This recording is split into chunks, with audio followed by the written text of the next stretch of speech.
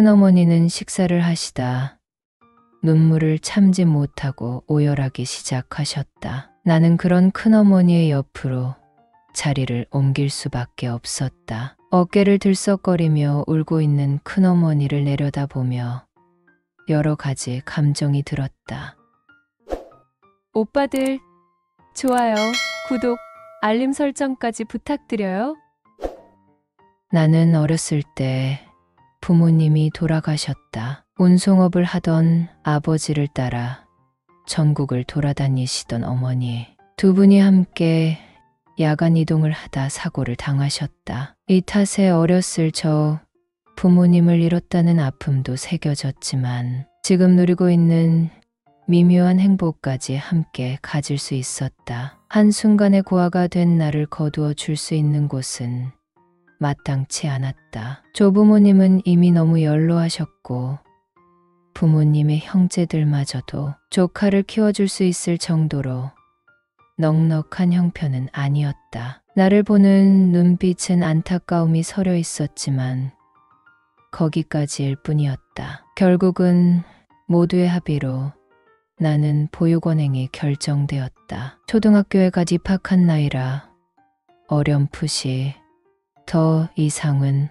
부모가 없다는 사실, 작지만 온기가 서려 있는 집에서 지낼 수 없다는 사실을 직감했다. 부모님이 돌아가신 지 약 3개월, 상속에 대한 정리가 완료되자마자 보육원으로 갈 처지일 뿐이었다. 그동안 친척 집을 전전하면서 눈칫밥을 먹었던 터라 더 이상은 눈물이 나지 않았다. 그 어린 나이에도 모든 것을 체념하고 받아들여야 한다는 것을 눈치챘던 것 같다. 챙길 것도 없는 짐을 싸고 조부모님 손을 잡고 보육원으로 향하려 하던 날, 슬리퍼를 신고 급하게 달려온 큰어머니를 마주했다. 얼마나 정신없이 달려오셨던 건지 머리는 산발이고 집에서 입던 옷 그대로 우리를 만나러 오신 듯 했다. 놀란 나를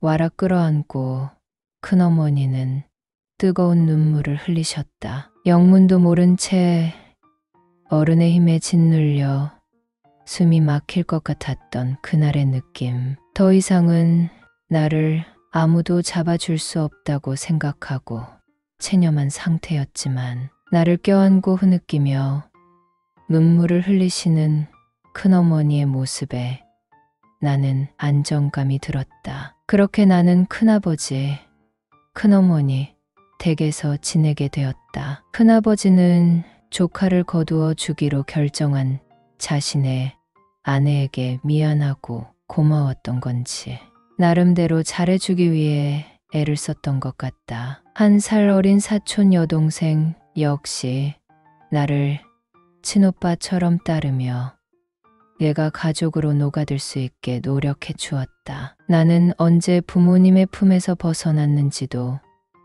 모르게 큰아버지네 부부의 자식으로 자라났다. 갑작스럽게 두 자녀가 생겨가 넉넉지 않았을 것이 분명한데도 두 분은 최선을 다하셨던 것 같다. 하지만 어느 순간 삶의 고초의 두 분 역시 하루하루 지쳐가기 시작했다. 그맘때쯤에는 나도 대학에 입학했는데 곧바로 입학할 만한 돈이 없어 군 휴학을 결정했다. 군대에서 잘 아끼고 생활하면 한 학기 등록금 정도는 모아올 수 있을 것이라고 생각했기 때문이다. 하지만 운명이라는 게 참 얄궂게도 충분히 행복할 만한 시간을 주지 않았다. 병장 진급을 앞두고 있었을 때쯤 큰아버지가 돌아가셨다는 소식을 들었다. 어렸을 적 입양되어 컸기 때문에 장례식을 치르기 위해 급하게 휴가를 받아 본가로 향했다. 그동안 아버지나 다름없다고 생각하며 자라왔던 큰아버지의 영정사진, 장례식장에 들어서자마자 보이는 큰어머니와 여동생의 무너진 모습, 이럴 때일수록 내가 정신을 똑바로 차려야 한다고 생각하고 상주 노릇을 톡톡히 해냈다. 20대 초반의 그 어린 나이에 무엇을 알았겠냐만 나에게 기대어오는 큰어머니가 스스로 극복하게 둘 수는 없었다. 나이에 비해서 마르고 힘없는 큰어머니의 등을 두드려주며 위로해주는 일밖에 할 수 있는 것이 없었다. 책임감과 어색한 이질감, 그 어딘가 있는 감정을 느끼면서 장례를 치렀다. 무사히 전역을 하게 되었고 그동안 큰어머니는 외롭고 기댈 데가 없었던 건지 자주 부대로 면회를 오셨다. 어떨 때는 하나하나가 소중한 외박을 뽑아 큰어머니와 보내기 위해서 쓰기도 했다. 외출을 할 때마다 슬쩍 내 팔에 팔짱을 끼고 걷는 큰어머니가 싫지 않았다. 지나가는 사람들은 우리를 보고 참 사이좋은 모자네, 부럽다 말하기도 했다. 그럴 때마다 우리는 어떤 대답도 하지 않고 상대방에게 슬쩍 웃어줄 뿐이었다. 혈기왕성한 나이에 여자친구 한 번 사귀어 보지 않은 채로 큰어머니와 팔짱을 끼고 걷는 것은 기분 좋은 일이었다. 전역을 한 후 본가로 들어와 살기 시작했다. 여동생은 내가 군대에 다녀오는 동안 나름대로 좋은 성적을 받고 4년 장학금까지 받고 대학에 갔다고 한다. 본가와는 거리가 있어서 비교적 저렴한 학교 기숙사에 들어가 살기 시작했다. 방학 때에는 집에 오긴 하지만 학기 내내 바쁘게 지냈기 때문에 1년 중 같이 지내는 시간은 4개월이 채 되지 않았다. 자연스럽게 나는 큰어머니와 본가에서 둘이서만 살게 되었다. 학교가 가까웠고 부모님의 사망보험금을 가지고 계셨던 큰어머니께서 돈을 모아두었던 통장을 건네 주셔서 이전보다는 훨씬 생활이 나아졌다. 대학을 다니는 동안에는 아르바이트도 하지 않고 공부에만 매진하며 지냈다. 술도 잘 마실 수가 없는 체질이라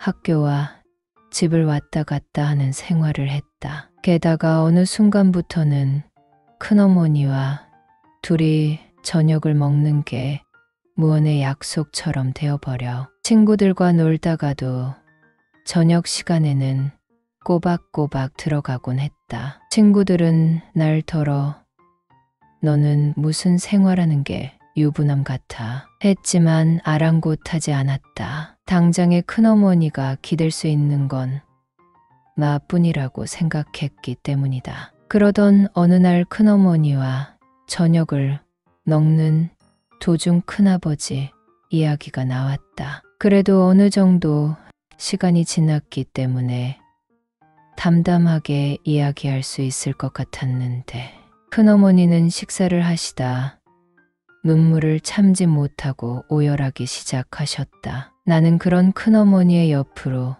자리를 옮길 수밖에 없었다. 어깨를 들썩거리며 울고 있는 큰어머니를 내려다보며 여러 가지 감정이 들었다. 나의 마음을 알아차리기라도 한 것인지 큰어머니의 울음은 빠르게 잦아들었다. 그렇게 우리는 누가 먼저라고 할 것도 없이 서로에게 처음 서로를 알아가기 시작한 날에는 아침에 동이 트는 것도 몰랐을 정도였다. 한숨 자고 일어난 후에는 평소처럼 큰어머니를 대한다는 게 어색하고 낯설었다. 그건 큰어머니도 마찬가지였는지 며칠간은 큰어머니와 나는 어떠한 대화를 하지도 않고 지냈던 것 같다. 하지만 그런 어색함도 잠시 매일같이 밥을 먹고 시간을 보내며 다시 자연스럽게 가까워지기 시작했다. 항상 밥을 먹고